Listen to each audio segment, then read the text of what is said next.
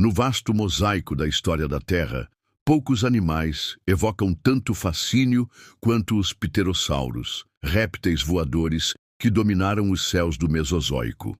Entre eles, o Dimorphodon se destaca como uma criatura intrigante, com características únicas que oferecem um vislumbre da vida há cerca de 200 milhões de anos. Com seu bico robusto, dentes diferenciados e asas membranosas, o Dimorphodon é um símbolo da diversidade dos primeiros pterossauros. Este documentário explora sua descoberta, o contexto de sua existência, seu ambiente, seu grupo taxonômico e as circunstâncias de seu desaparecimento, reconstruindo a história de um dos primeiros répteis voadores conhecidos. A história do Dimorphodon começa no início do século XIX, uma era marcada por uma explosão de interesse em fósseis e pela nascente ciência da paleontologia. Em 1828, uma jovem fossilista inglesa, Mary Anning, fez uma descoberta notável nas falésias de calcário de Lyme Regis, na costa sul da Inglaterra. Conhecida como a caçadora de fósseis de Dorset, Anning era uma figura lendária, responsável por encontrar alguns dos primeiros esqueletos completos de répteis marinhos, como Ichthyosaurus e Plesiosaurus. Foi ela quem desenterrou o primeiro esqueleto de Dimorphodon, um achado que desafiou as concepções da época sobre a vida pré-histórica. O esqueleto descoberto por Anning era pequeno, com cerca de 1 metro de envergadura alar, mas exibia características peculiares. Seu crânio era grande, com um bico robusto e dentes de 2 tamanhos distintos, uma característica que inspiraria seu nome, derivado do grego di, 2, morfe, forma, e odous, dente. Inicialmente, os cientistas não sabiam como classificar a criatura. Alguns acreditavam que fosse um tipo de ave, enquanto outros o viam como um réptil voador. Foi somente em 1835 que o paleontólogo William Buckland, um dos primeiros a estudar o fóssil, nomeou a espécie como Dimorphodon macronix, destacando suas garras longas. Macronix significa garra grande em grego. A descoberta de Anning foi revolucionária, pois o Dimorphodon foi um dos primeiros pterossauros identificados, ajudando a estabelecer a existência de répteis voadores na história da Terra. Desde então, outros fósseis de Dimorphodon foram encontrados, principalmente em depósitos jurássicos da Inglaterra, consolidando sua importância no estudo dos pterossauros primitivos. Mary Anning não era apenas uma colecionadora de fósseis. Ela era uma cientista autodidata em uma era que raramente reconhecia mulheres no meio acadêmico. Nascida em 1799, em Lyme Regis, Anning cresceu em uma família humilde e começou a coletar fósseis ainda criança para ajudar nas finanças familiares.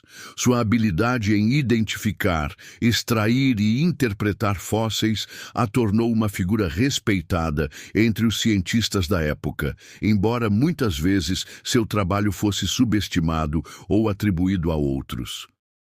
A descoberta do Dimorphodon foi um marco em sua carreira, mas Anning enfrentou barreiras significativas.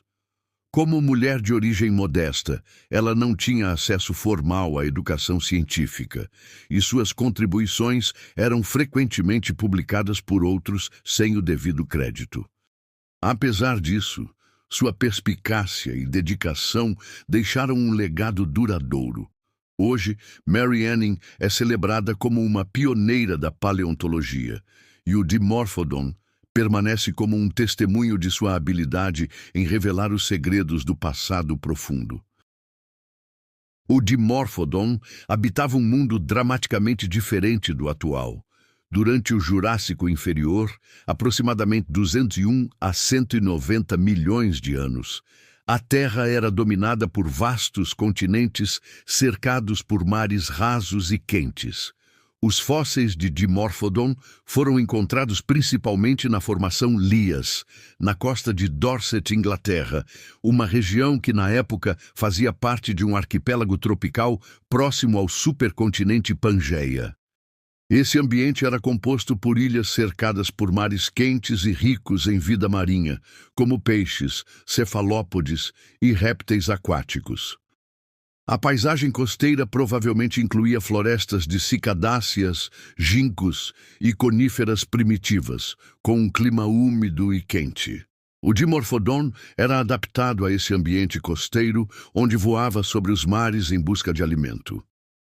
Sua anatomia sugere que ele poderia planar ou realizar voos curtos e rápidos, aproveitando as correntes de ar costeiras para se deslocar com eficiência.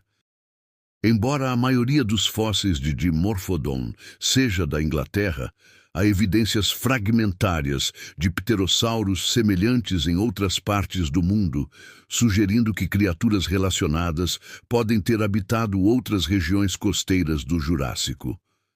A proximidade com o mar era essencial, pois o Dimorphodon provavelmente se alimentava de peixes e pequenos invertebrados marinhos, capturados em voos rasantes ou mergulhos superficiais. O Dimorphodon viveu no Jurássico Inferior, especificamente nos estágios Etangiano e Sinemuriano, entre 201 e 190 milhões de anos atrás.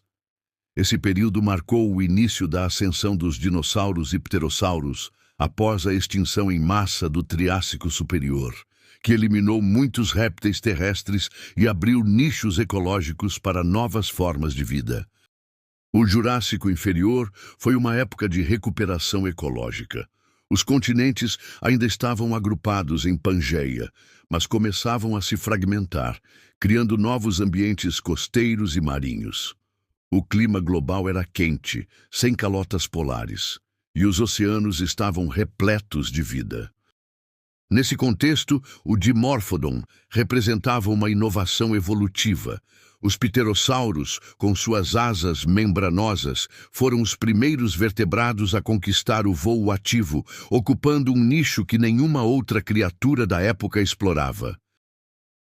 O Dimorphodon pertence ao grupo dos pterossauros, especificamente à subordem Pterodactyloidea, embora seja considerado um pterossauro basal, com características primitivas em comparação com formas posteriores, como o Pterodactylus. Os pterossauros não eram dinossauros, mas répteis voadores intimamente relacionados, pertencentes ao clado Archosaurida, que também inclui dinossauros e crocodilianos.